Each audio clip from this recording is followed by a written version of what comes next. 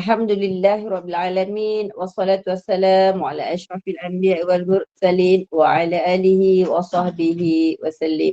Allahumma salli ala sayyidina Muhammad wa ala ali Muhammad wa ala alihi wa sahbihi ajma'in. Allahumma a'inna ala zikrika wa syukrika wa husni ibadatik.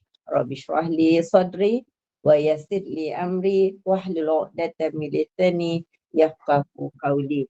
Assalamualaikum warahmatullahi wabarakatuh. Salam sejahtera, salam ukhuwah kepada Al-Fadhil Ustaz dan semua sahabat pencinta ilmu yang dikasihi Allah, yang juga dapat juga kita duduk dalam majlis ilmu pada petang ini. Syukur pada Allah.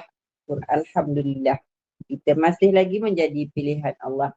Kuliah asal kita petang ini daripada saluran Gemit Gema Nur Iman yang dipimpin oleh Puan Hajah Rosniati binti Mansur dan ditadbir urus oleh ahli taukuasa Gema Nur Iman, akan dipimpin oleh yang berbahagia Al-Fadhil Ustaz Muhammad Zukri bin Abdul Jalil dengan pengajian berkitab kita hari ini, Kitab Qalbun Salim Syarah Penawar Bagi Hati, yang ditulis oleh Syekh Abdul Qadir bin Abdul Muttalib Al-Mandili dan disusun semula oleh Ustaz Muhadir Haji Jul.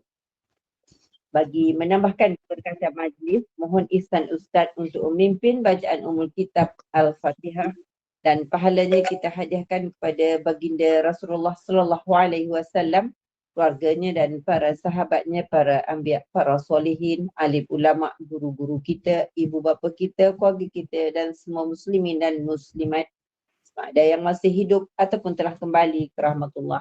Al-Fatihah.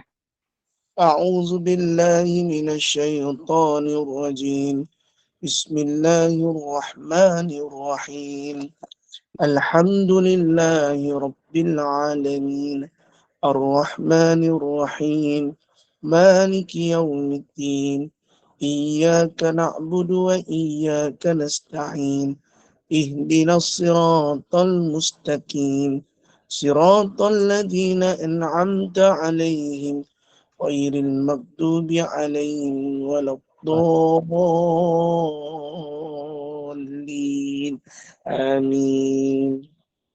Amin, amin ya Rabbal Alamin. Dengan ini saya menyerahkan majlis ini kepada Al-Fadhil Ustaz untuk meneruskannya dengan segala hormat dan penuh takzim. Dipersilakan Ustaz. أعوذ بالله من الشيطان الرجيم بسم الله الرحمن الرحيم السلام عليكم ورحمة الله وبركاته. الحمد لله رب العالمين والصلاة والسلام على أشرف الأنبياء والمرسلين وعلى آله وصحبه أجمعين أما بعد. Alhamdulillah, terima kasih kepada moderator pada petang ini, Bunda ini, dan juga kepada jemaah Nurul Iman dan seterusnya, ayah-ayah, ibu-ibu yang dirahmati Allah SWT. Apa khabar semuanya, sihat ke? Alhamdulillah. Syukur pada Allah Subhanahu wa taala dengan izin dan kasih sayangnya dapat lagi kita bersama pada hari ini dalam kuliah duha pada waktu asar ini. Alhamdulillah, mustajab doa. Mudah-mudahan kita semua diberikan kesihatan yang baik dan juga diberikan kebahagiaan di samping keluarga yang tercinta, insya-Allah. Penrahmat. Hasad apa yang kita dapat masukkan adalah dengki dan iri hati. Hasad adalah haram dan berdosa besar. Bahkan ia adalah penyakit hati yang paling bahaya sekali jika dibandingkan dengan penyakit-penyakit hati yang lain. Maknanya, pengarang mengatakan bahawa hasad dosa besar dan hukumnya haram. Dan bermula daripada hari ini, kita tak boleh dengki dengan orang. Kita tak boleh ada iri hati dengan orang. Setiap apa yang didapati oleh orang lain, semua itu atas rezeki yang Allah Ta'ala kurniakan. Kan? Betul lah. Mungkin kita kata, alah Ustaz sebut boleh lah. Tapi manusia ni mesti ada. Yeah, I agree with that. Yeah, I agree with that. Kadang kita manusia, memang kita kata, kita tak ada dengki dengan orang sebab rezeki Allah Ta'ala yang bagi. Yes, kita agree sangat-sangat. Kita memang setuju benda tu. Okey? Kita setujulah benda tu memang kita sebut susah kita kata kalau tengok orang kita tak datang dengki. Bohong lah. Tapi tetap kita akan datang dengki. Tapi tak banyak. Datang tu datang tapi tak banyak. Sebab apa? Kita manusia. Sebab kita manusia. Sebab kita susah nak tengok orang berjaya sikit. Macam kita kawan kita kan, hak sebelah-sebelah, kalau dia dapat lebih dengan kita pun mesti ada. Cuma kalau kita mengaji, kita tak akan kena ada. Maksudnya tak perlu ada lagi.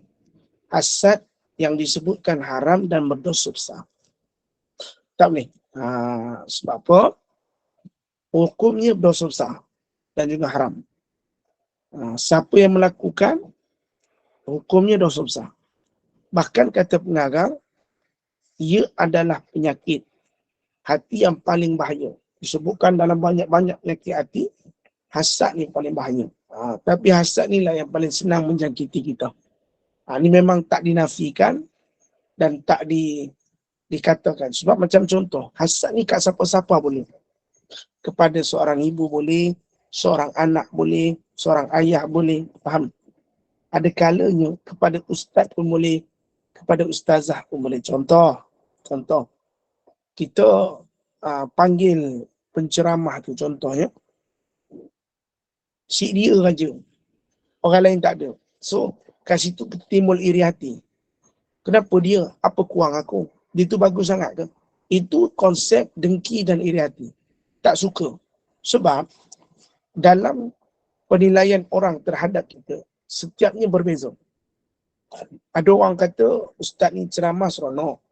Ada orang kata ustaz ni bila bercakap saya rasa suka. So nilai suka tu berbeza bagi setiap orang.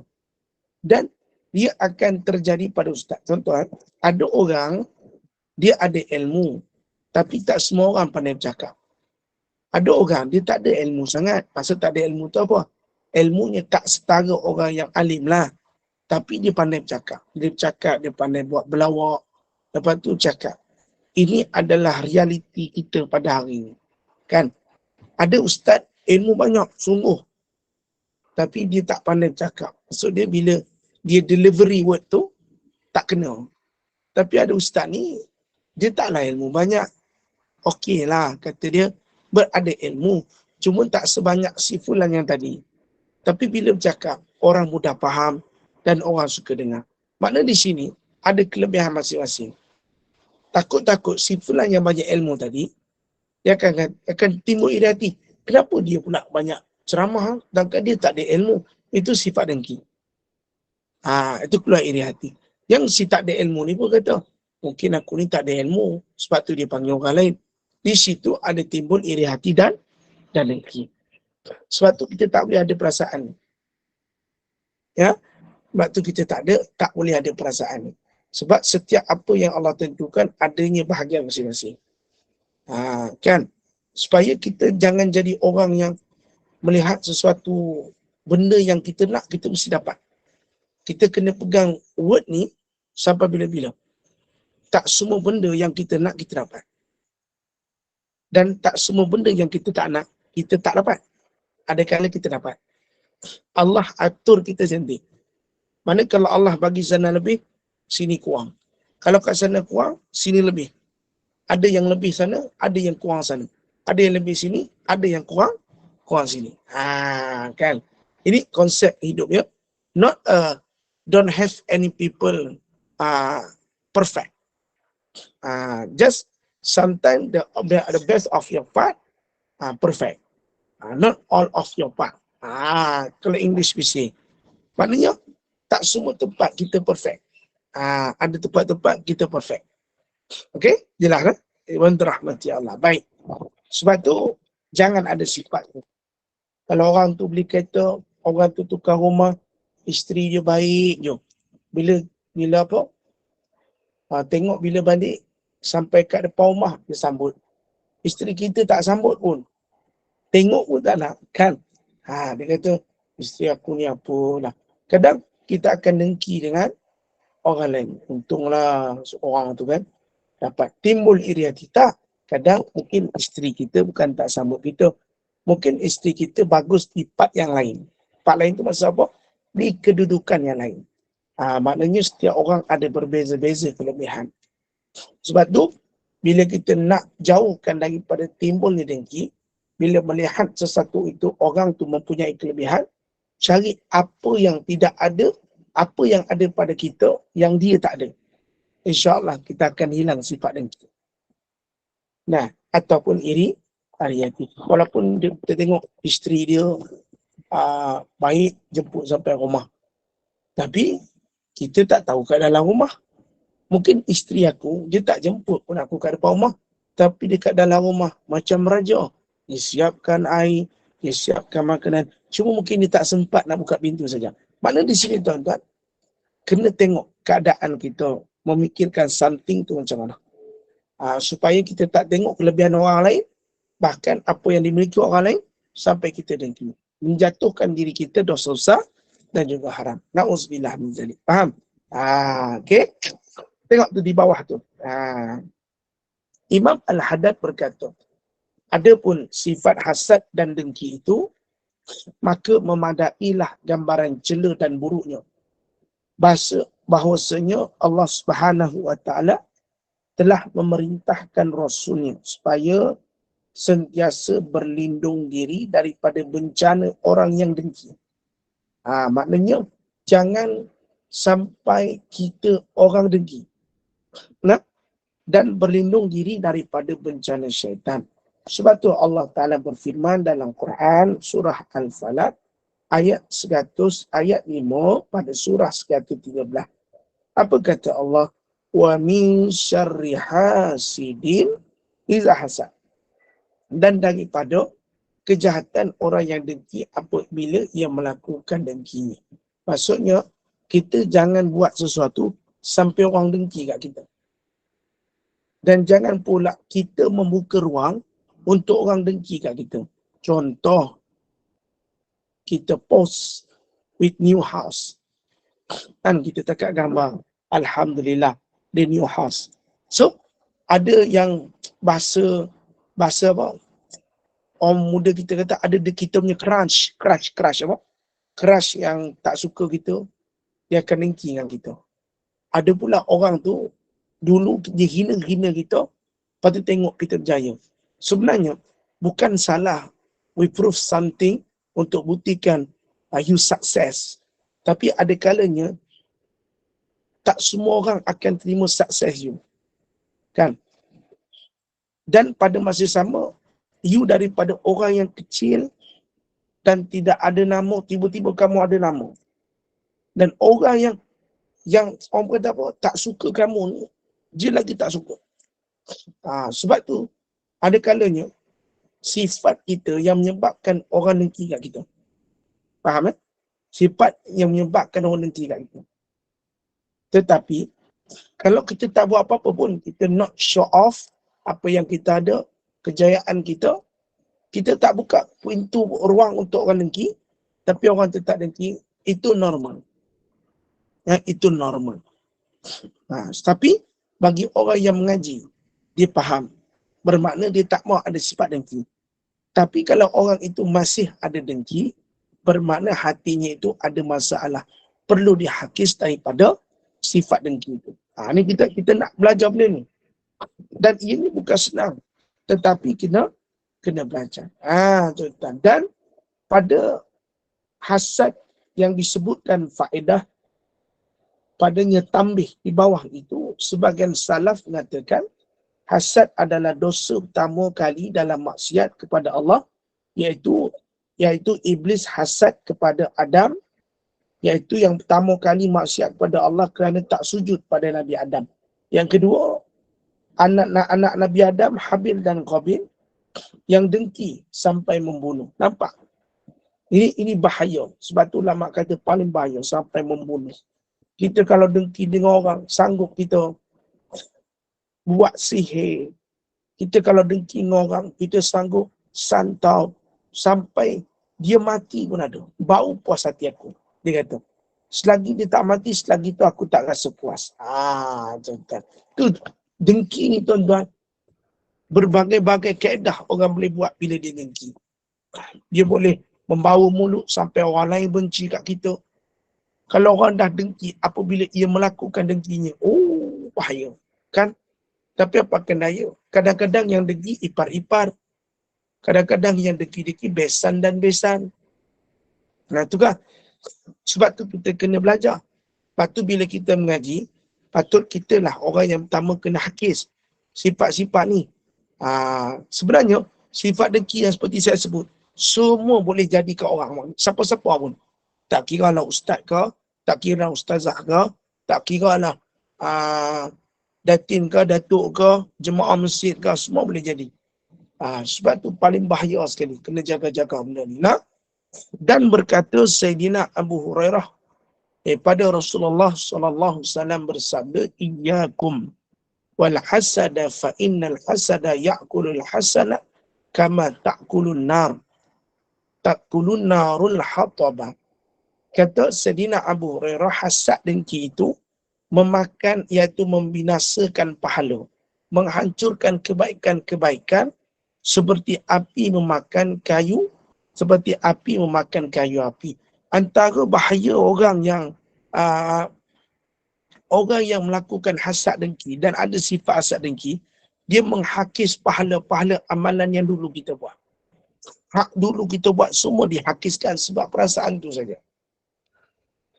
Kalau sepanjang hidup dia memang dengki orang je, iri hati tu tak pernah hilang, maka sepanjang itulah amalan-amalannya juga akan terhapus. Tengok pada nota kaki tu dia kata apa? Memakan di sini bermaksud menghilangkan pahala amal kebajikan. Makna di sini, pahala-pahala yang kita buat dulu terhapus asbab sifat dengki dan juga iri hati. Sebab tu ulama melarang kita supaya jangan dengki. Nampak? Amalan-amalan yang kita buat tu terhapus dan terhakis.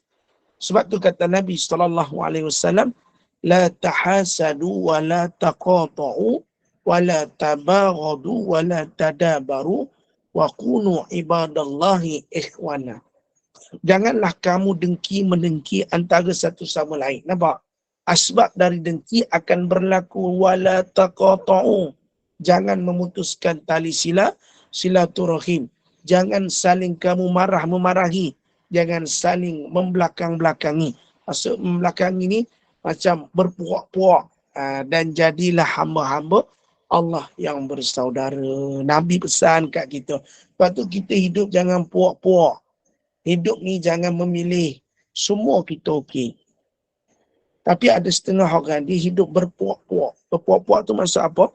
Ni yang kita nak sebut ni. Kadang kita jumpa tapi semember dengan semember ni berbisik-bisikan. Menyebabkan member ni fikir lain. Tak boleh. Sifat ni Nabi larang. Nah, begitu juga dengan dengki, putus silaturahim, saling memarahi. Maknanya ada saja perkara-perkara yang berbangkit agar kita bersalah menyalahi. Ini adalah perkara yang Nabi tegar. Jadi kalau kita jadi hamba Allah yang bersaudara, kita tak iri hati, kita jaga silaturahim, kita tak akan saling marahi, bahkan kita akan tegur dengan hikmah. Dan kita tak akan berpuak-puak, kita akan saling membawa semua dalam satu keadaan yang lebih baik. Bukan kau-kau, aku-aku. Inilah orang yang saudaranya Islam. Tengok di Palestin. Saudara kita. Kan? Adakah kita patut berpuak-puak lagi? Tak. Kita mesti bersatu sebagai orang Islam. Bagi orang Islam, mesti bersatu. Jangan kita, Palestin. Palestin siapa? Islam. Kita saudara. Bila kita tahu kita saudara, kita tengok saudara kita diserang oleh Israel. Kita akan rasa, kenapa diserang saudara kami?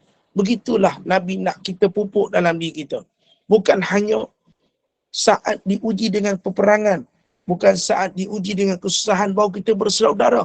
Apa jua keadaan kita, mesti bersaudara. Mesti bersaudara. Bukan makna diserang saja, baru kita ni saudara. Kita rasa tertekan, rasa sempit dadanya. Tak. Kita nak jadi orang yang setiap masa Tak kira lah kita kena bom ke tak kena bom, kita mesti bersaudara. Tapi apa-apa pun kita doa mudah-mudahan rakyat di Palestin Allah kurniakan kemenangan insya-Allah. Dan mudah-mudahan Allah hancurkan tentera-tentera Israel yang sedang menyerang saudara-saudara kita di Palestin, dan Allah menangkan dan selamatkan dari orang yang zalim, dan Allah Ta'ala memberi kemenangan dan keadilan kepada bumi Palestin. InsyaAllah kita doa sama-sama. Kan hari ini kalau kita tengok apa orang kata, kita tengok saudara kita, anak-anak kecil dibom, hati kita rasa membara, rasa nak pergi ke sana, rasa nak turut berjuang. Kan tuan-tuan? Tapi ni satu benda yang kita kata tu, kan? Nabi kata kita saudara. Bukan waktu ni saja, sampai bila-bila. Kalau waktu perang saja kita saudara tu cukup. Waktu lepas perang pun kita saudara saja. Ni tak waktu perang kita saudara. Habis perang, saling balik mencaci-caci, saling menghina, saling putus silaturahim, saling deki-deki. Baik, perang setiap masa. Baru nampak kita bersaudara.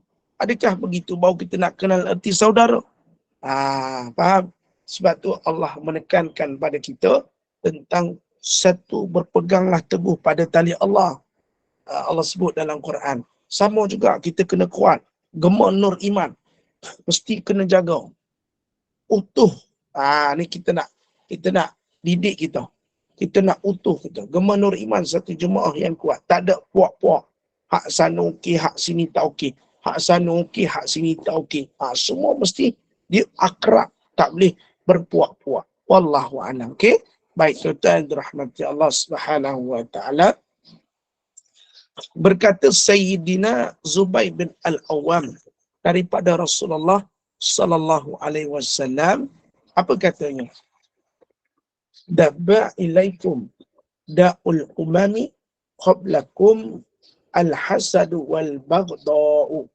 Telah berjalan, maksudnya berjangkit ataupun melarat penyakit umat sebelum kamu kepada kamu, iaitu dengki dan saling benci antara satu sama lain. Kata Sayyidina Zubair bin Al-Awwam, kata ni apa? Dengki dan juga saling membenci antara satu sama lain disebutkan adalah penyakit umat-umat terdahulu. Umat-umat zaman bukan umat Muhammad, umat-umat terdahulu. Maknanya penyakit ni dah dibawa daripada berzaman-zaman dan ia datang kepada kita. Siapa yang selamat? Apabila dia mengetahui cara untuk mengelak penyakit umat terdahulu. Maknanya dijelaskan di sini, kata Zubair Al-Awwam, maknanya sifat dengki, benci membenci ini zaman-zaman umat terdahulu. Bukan makna benci pada orang Islam saja. Orang kafir membenci Islam, Islam membenci sesama Islam, kan? Itu semua berlaku pada umat-umat terdahulu. Benci membenci semua ada. Kita tengok Nabi Yusuf alaihissalam, dia dibenci dengan adik-beradik sendiri. Realiti pada zaman kita, ada tak adik-beradik yang saling membenci? Ada. Iri hati ataupun dengki, termasuk dengan ceritanya Nabi Yusuf alaihissalam. Sama juga. Mereka itu juga dengki, benci dan iri hati dengan Nabi Yusuf alaihissalam. Umat ketika itu pun dah ada sifat tu dibawa pada kita. Kita pun kata, tak apalah. Sebab tu bila orang dah suka dengki, sebab tu bila orang dah ada sifat iri hati, sukar nak hilang. Sebab takut dia sudah terpahat di dalam hatinya. Tapi hari ini kita duduk di dalam majlis ilmu sebanyak 67 orang ini.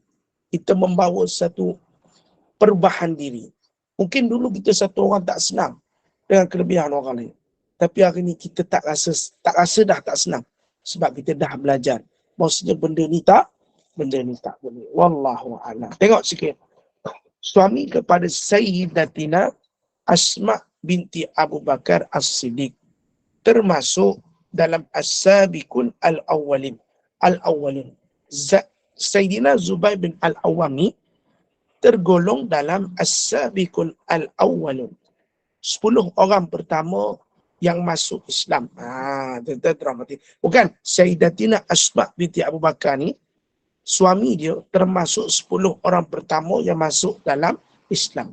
Ketika bapa saudaranya Naufal bin Khuwailid mengetahui dia masuk ke dalam Islam, dia diletakkan di dalam tikar dan dibakar. Rasulullah SAW sangat sayang kepadanya. Baginda pernah menyebut artinya tentang pengorbanannya.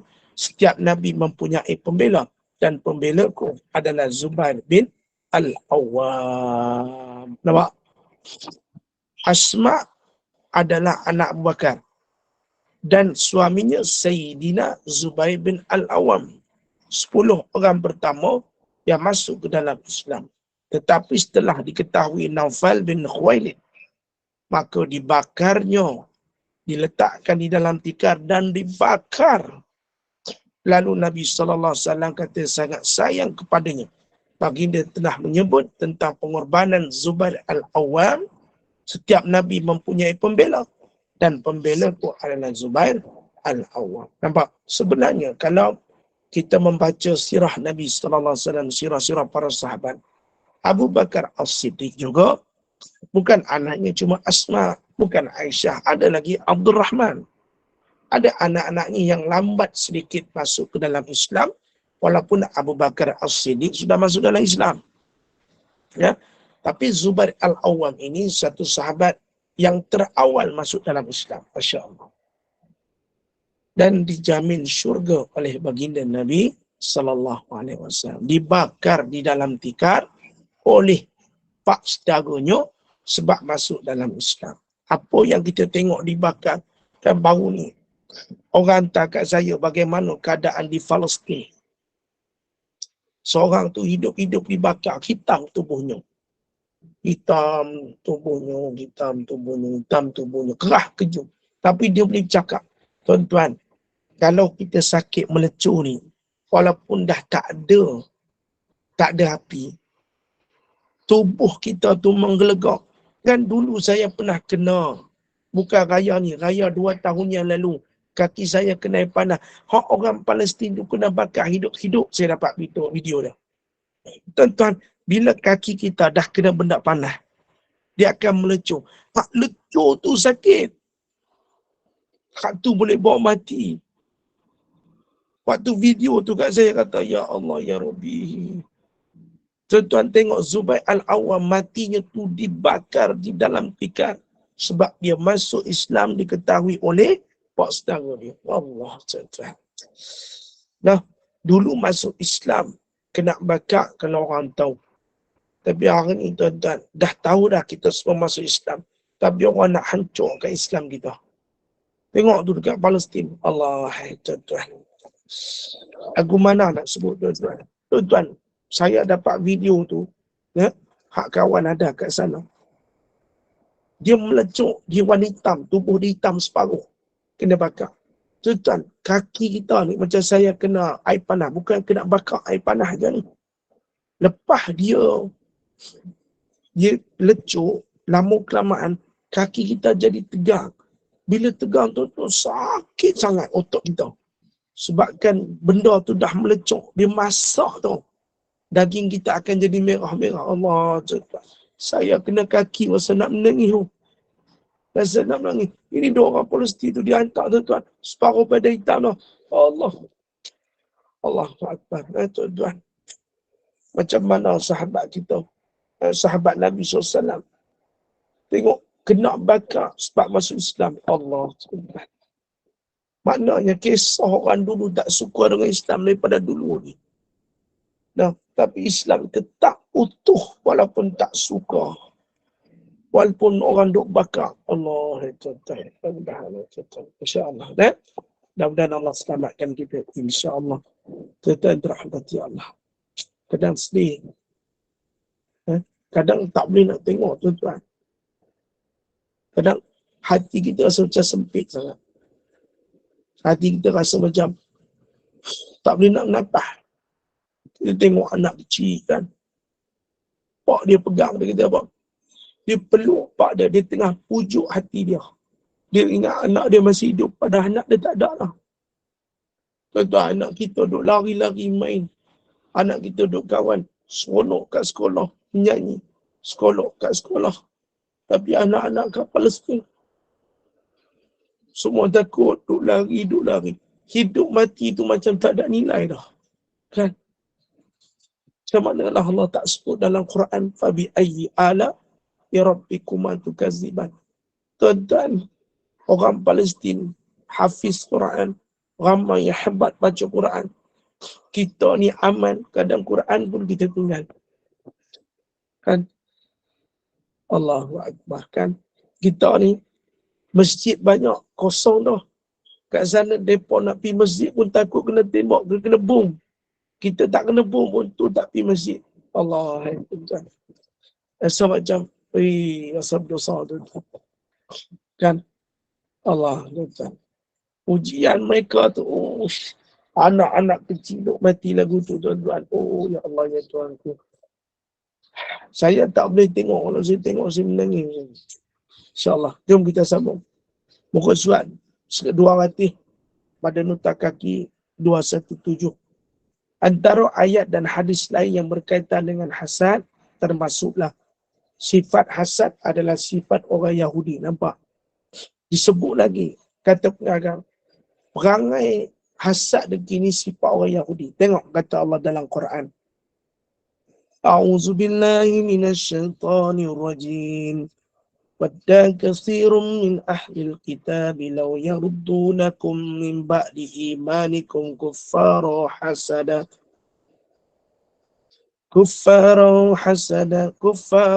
hasadan min indi anfusihim min ba'di ma tabayyana lakumul haqq. Ramai antara ahli kitab Yahudi dan Nasrani, kata Allah, suka kalaulah kiranya mereka dapat mengembalikan kamu menjadi kafir setelah kamu beriman.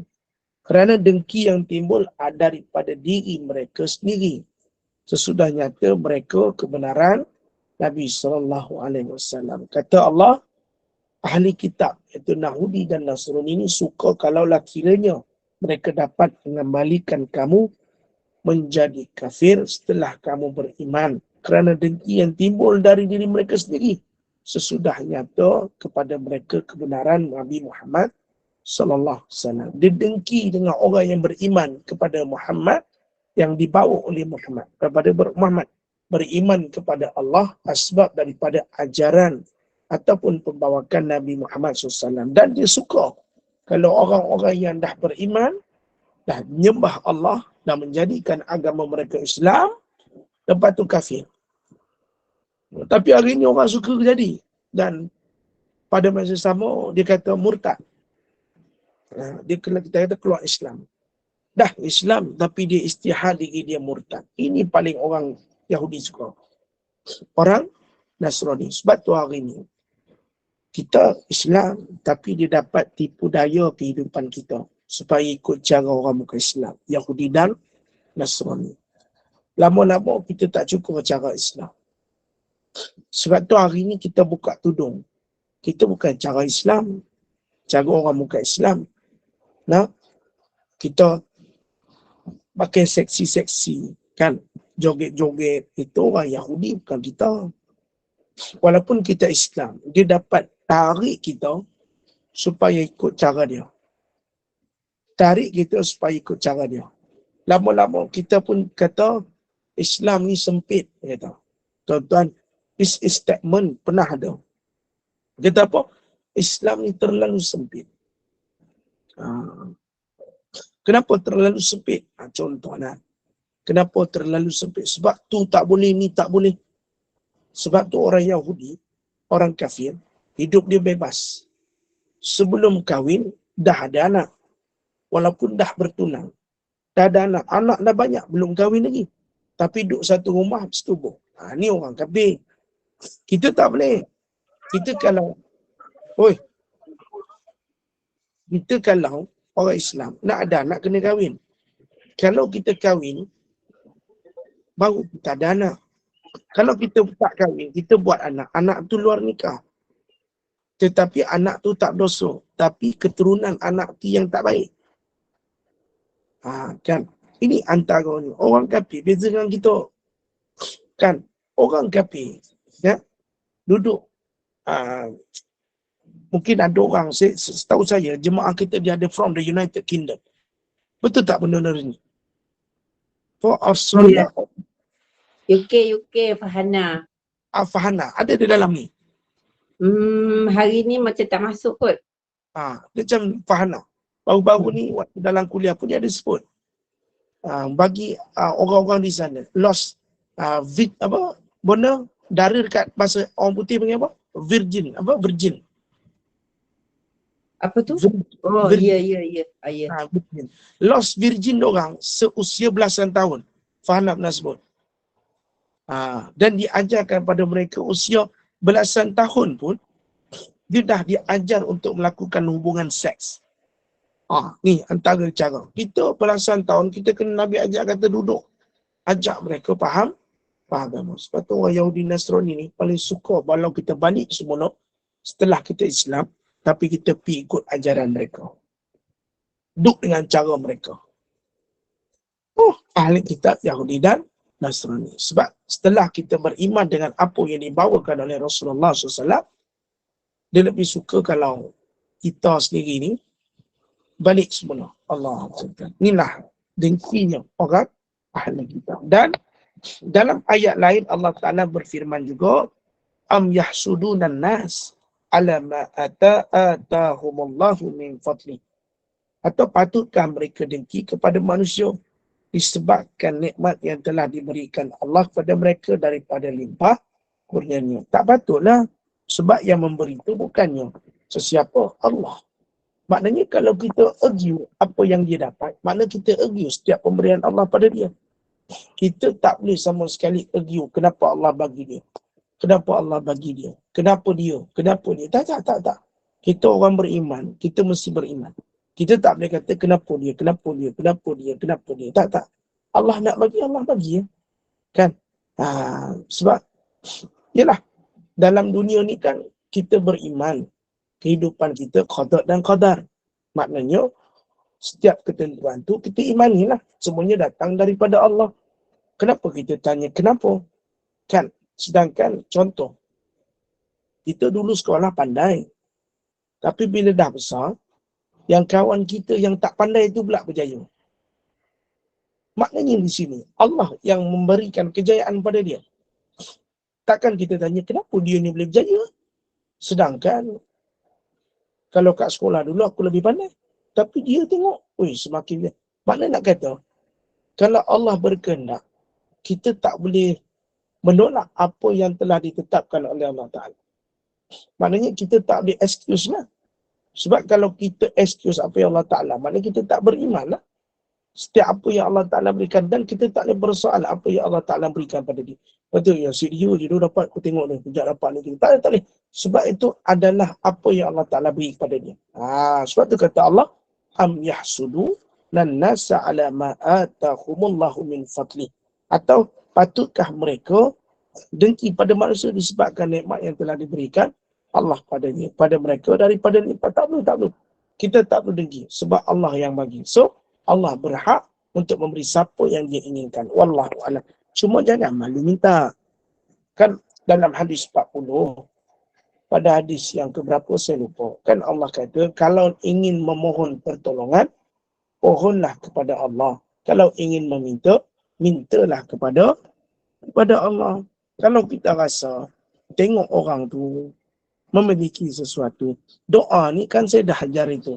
Ya Allah, apa yang kau berikan kepadanya, berikanlah juga kepada aku. Doa ni supaya kita tak rasa dengki.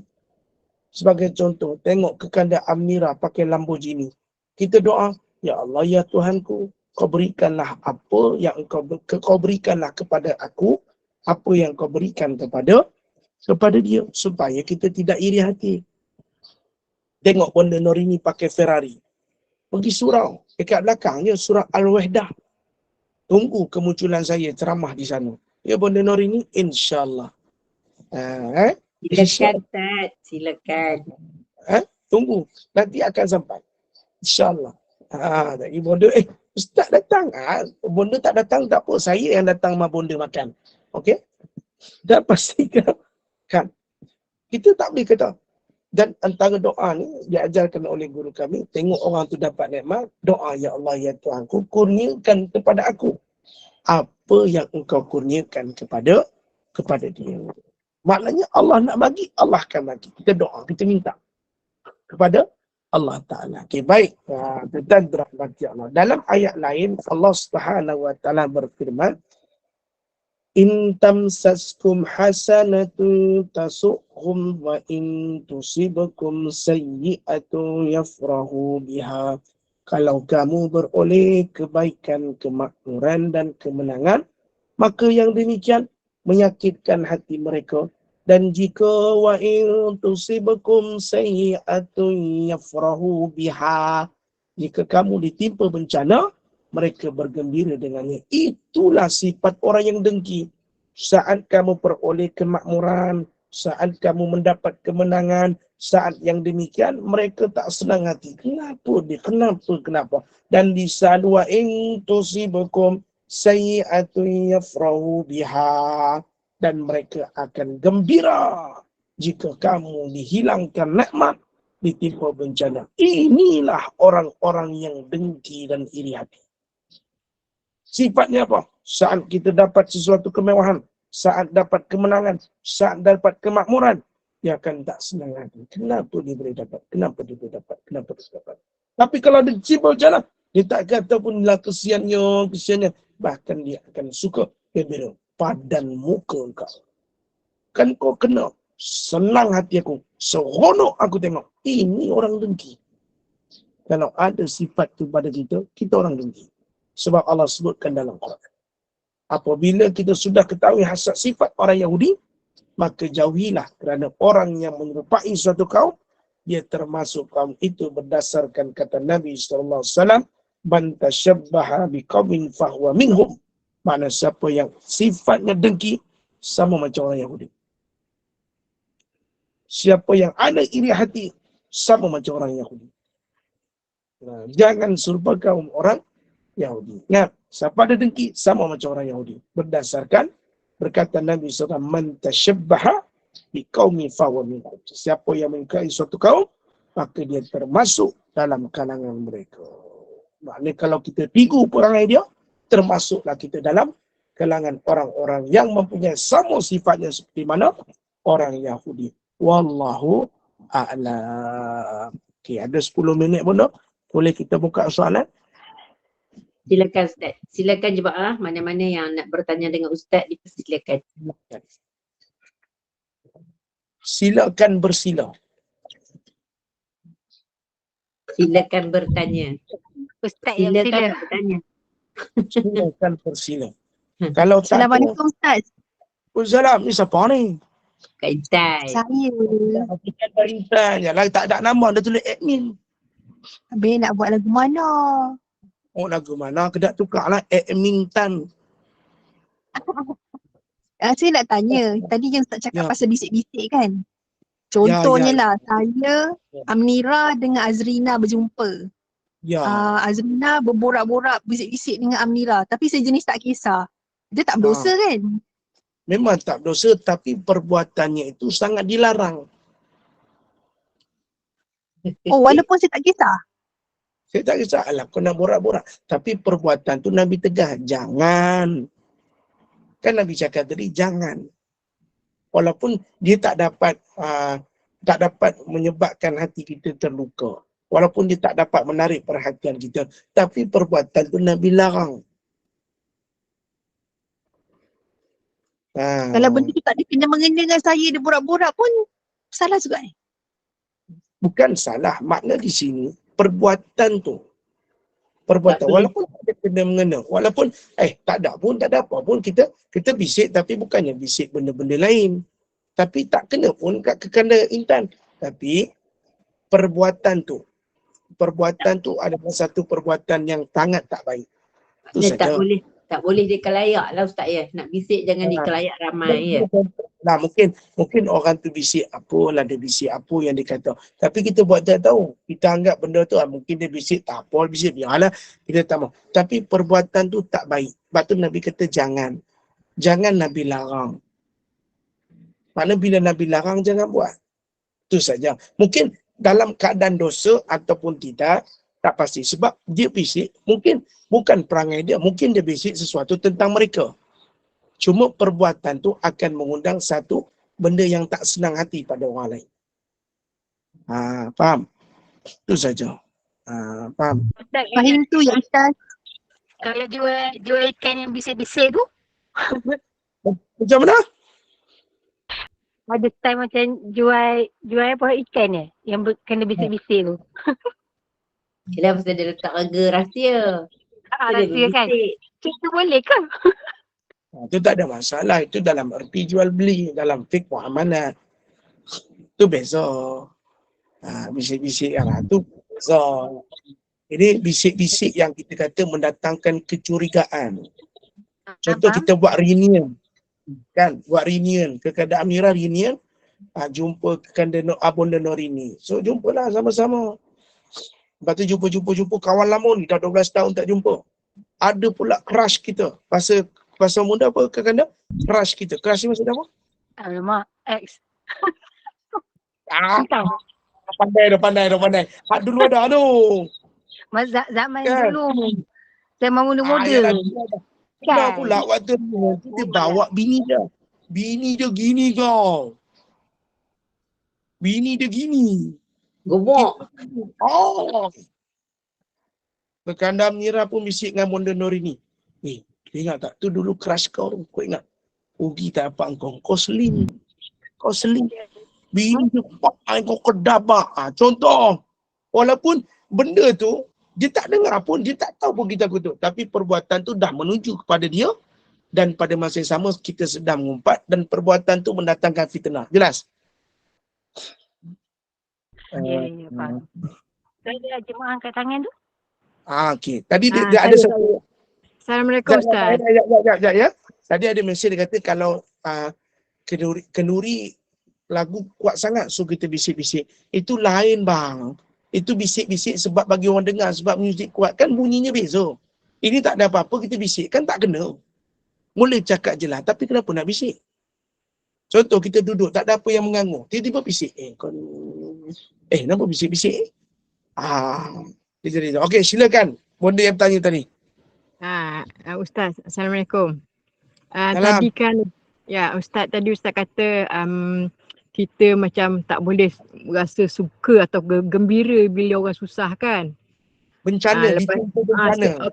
Okey, katakanlah kita kata kalau dalam erti kata lain lah kata padan dengan muka dia kan. Mana kita tak boleh kata macam tu je ni. Saat dengar Saat. Bukan saya kata Allah sebut dalam surah Imran 120. Ya tu. Bukan saya betul sebut.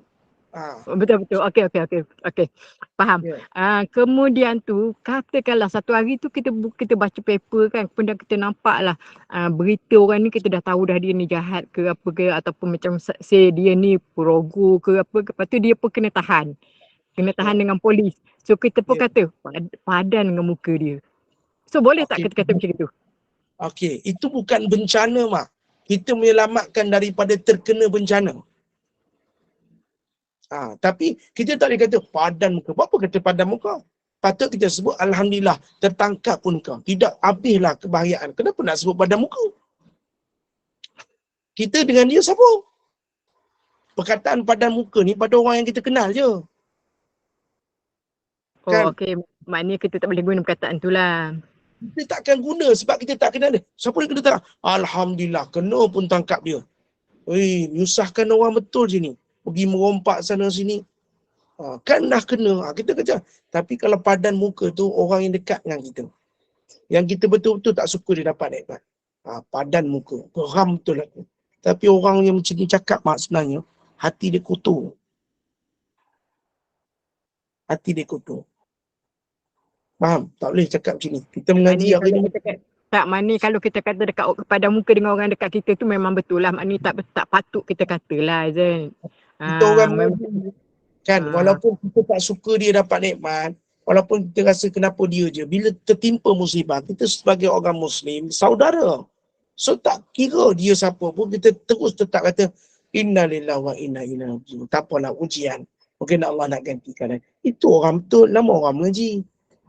Tapi kalau caranya, lagu tu tak boleh lah kan. Maknanya kita termasuk Terima kasih dalam Ustaz. Terima kasih. Clear. Wallahualam. Terima kasih. Ada seorang kita tanya. Silakan. Assalamualaikum Ustaz. Ustaz. Ni dua harga tajuk Ustaz. Yang angkat tangan tu, ada orang angkat tangan. Tajuk Ustaz. Panorima dulu. Saya. Panorima dia kejap Ustaz, ya. boleh ke ini dua tajuk sikit Ustaz? Dah luar tajuk. Rima bunyi macam kekanda Azrina. Suaranya. Suara saya sesama Ustaz. Oh, suara sesama. Sesama pun kena suara. Bukan orang dia. Bukan suara saya tak sedap. Ustaz, Sila. saya nak tanya, kita berzikir lepas solat, boleh ke lepas kita nak zikir tu, lepas bagi salam, kita baca Fatihah? Ada Ustaz kata tak boleh? Siapa pula kata tak boleh? Boleh dia katanya, dalam solat kita dah baca Fatihah, kenapa masa berzikir kita nak baca Fatihah? Saya confused Ustaz. Saya pun tak faham Jadi mazhab tak apa baca dia bawanya. Tak, kalau tak boleh baca Fatihah, baca WhatsApp. Dia kata baca ayat kursi terus. Dia kata tak payah baca Fatihah lagi. Dia kata. Ya, dalam hadis Nabi menunjukkan satu hadis menunjukkan tentang kelebihan ayatul kursi selepas membaca doa. Kalau nak baca, baca. Kalau Fatihah tu kenapa tak boleh baca ayat Quran juga? Saya confused dengan dia. Kenapa? Tak tahulah. Tapi tak ada. Kalau dia tak mau baca, dah kita nak baca. Dan saya tak kata juga orang tak baca salah. Baca boleh, tak baca pun boleh. Yang kata tak boleh apa pasal? Kalau ikut sunnah, memanglah ayatul kursi yang lebih baik. Sebab ia ada dalam hadis dan sunnah. Dan Nabi kata siapa baca antara selepas solat, kematiannya, apa dia kata? Siapa yang mati, maka masuk ke dalam syurga. Nabi kata. Jamin syurga. Jamin syurga orang baca suratul ayatul kursi. Tapi baca Fatihah apa salahnya? Baca Fatihah ni bila-bila boleh. Orang meninggal boleh. Nak mulakan ayat pun boleh. Tak kisah, tak baca boleh, baca pun boleh. Dapat baca, dapat pahala baca Quran. Sebab itu disebut Bila sebagai umum boleh. Boleh. Cakap dia kalau dia tak nak baca surah. Faham? Terima kasih Ustaz. Kalau dia tak nak baca Fatihah, suruh dia baca WhatsApp. Silakan Puan Nomadia. Assalamualaikum Ustaz. Ya, Saya nak tanya tentang redha ni. Dah sebulan dah barang saya ni, saya kemaskan rumah. Jadi semua barang-barang saya masuk dalam satu beg yang besar. Dalam beg yang besar tu termasuklah pakaian, beg tangan dan barang perhiasan saya. Barang perhiasan. Ya? Ya, barang kemas. Barang kemas. Tapi tak semuanya mak dia ada campur lah mutiara dan macam-macam lagi lah. Jadi suami saya dah terbuang Ustaz. Alhamdulillah. Ya Allah. Masalahnya anak saya cuba pujuk saya. Dia kata redha. Saya cakap mulut saya redha. Saya cakap kalau mati tu redha lah. Tapi saya tak mati lagi saya cakap. Habis tu macam mana Ustaz nak katakan redha? Mulut cakap redha. Tapi hati, perasaan, fikiran saya ni, mulut saya ni bercakap juga lagi Ustaz. Tu macam mana tu Ustaz? Nabi sallallahu alaihi wasallam dipuji anak Adam itu pada tubuhnya, pada hartanya, pada anak-anaknya, melainkan ia bertemu dengan Allah dalam keadaan tidak mempunyai dosa. Anggap sajalah ibu bukan rezeki kita. Anggap saja mungkin ada yang memerlukan lebih daripada kita. Kalau ditangiskan mas tu tak datang balik. Barang yang kenang, barang yang lebih baik Ustaz. Jangan dikenangkan. Barang yang lepas jangan dikenang. Setiap apa yang berlaku pasti ada hikmahnya. Alhamdulillah. Mungkin Allah ambil, nanti Allah nak bagi. Tetapi kita kena redha. Pasti. Kalau kita menangis pun tak balik dia. Kalau orang dah dibuang, takut masuk dalam tong sampah tu pecah dia. Tak tahu mak. Ganti lebih baik Ustaz. Yalah, memanglah ganti lebih baik. Kita senang cakap sebab kita tak kenal. Cuba kita kenal. Mau kita nak cakap lagu tu? Allah tabarakallah. Kan? Kita pun tak kenal. Tapi apa yang saya boleh cakap? Mungkin ialah kita pun. Saya pun tak tahu nak cakap lagu mana mak. Tapi benda dah jadi apa nak buat? Allah dah tulis dalam Lauh Mahfuz. Sabarlah. Cara dia satu mak. Untuk mengubati hati kita, minta suami kita beli lain. Okey, jelas mak? Tak sama, benda yang dah hilang dengan yang baru tak sama Ustaz. Yalah. Kalau suami dah meninggal pun tak sama, Mak. Mana boleh ganti sebiji macam suami, hidungnya, nisainya, hidungnya. Betul yang dah hilang, Mak. Jangan dikenang. Tandanya bukan rezeki kita, Mak.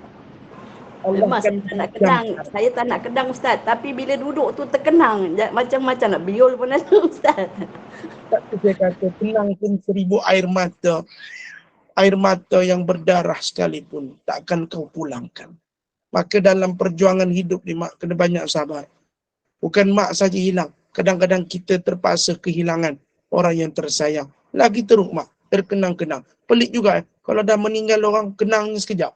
Tapi emas yang hilang, tak dibawanya redha. Takut nak balik semula. Sama je, Mak. Kalau orang meninggal, Mak, kita boleh lupakan. Apatah lagi barang, Mak. Kalau orang, Mak, tak ada ganti. Kalau emas boleh diganti. Apa-apa pun, Mak, kena sabar, Mak. InsyaAllah. Allah gantikan yang lebih baik.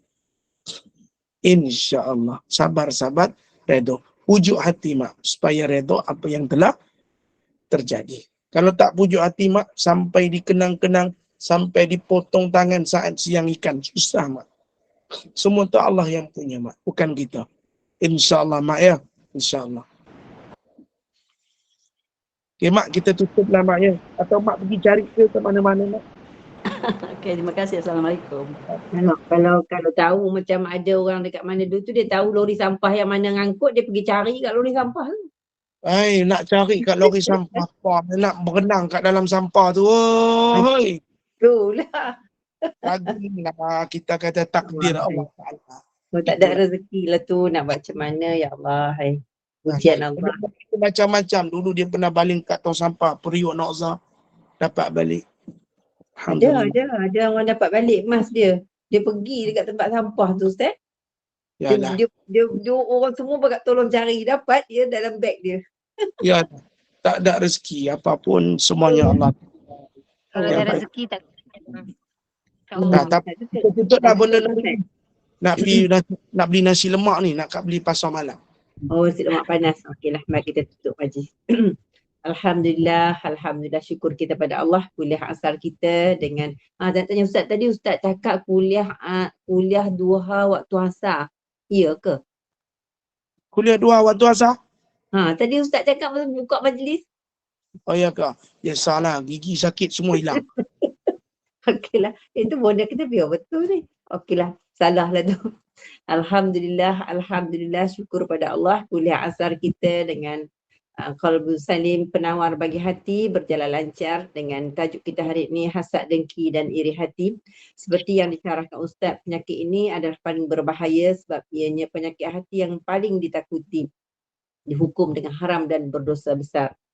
Hasad dosa pertama di langit dan di bumi, seperti hasad iblis kepada Adam. Di bumi hasad Qabil kepada Habil sehinggalah membunuhnya. Wa na'udzubillahi min zalik. Moga Allah lindungi kita daripada penyakit ni. Moga setelah syarah Ustaz hari ini menjadi ilmu yang bermanfaat kepada kita semua. Ya Allah wa'alam.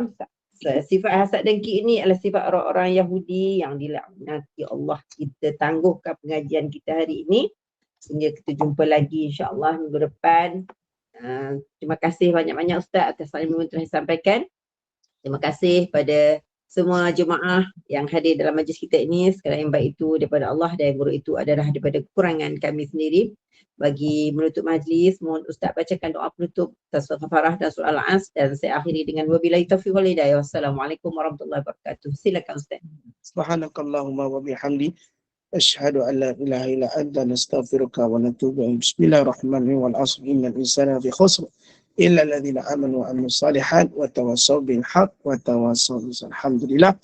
A'udzubillahi minasyaitonir bismillahirrahmanirrahim. Alhamdulillah bil alamin wassalatu wassalamu ala asyrofil anbiya'i wal mursalin wa ala alihi washabihi ajma'in. Allahumma inna nas'aluka ridhaka jannah wa na'udzubika min sakhatika nar. Allahumma innaka afuwwun karim tuhibbul afwa fa'fu anna. Ya Allah, selamatkan saudara-saudara kami di Palestin. Ya Allah, menangkanlah Palestin. Ya Allah, ya Allah, berilah keadilan kepada bumi Palestin. Ya Allah, selamatkanlah saudara-saudara kami. Ya Allah, hancurkanlah ziya'nih lanatullah. Ya Allah, jadikanlah saudara-saudara kami memiliki kemenangan dan mendapat keamanan. Ya Allah, Bantulah mereka ya Allah, bantulah mereka. Hancurkanlah musuh-musuhmu ya Allah. Bantulah mereka ya Allah. Rabbana atina fid dunya hasanah wa fil akhirati hasanah wa qina azabannar. Sallallahu alaihi wasallam Muhammad wa ala alihi wasallam. Alhamdulillahil alamin. Taqabbalallahu minkum.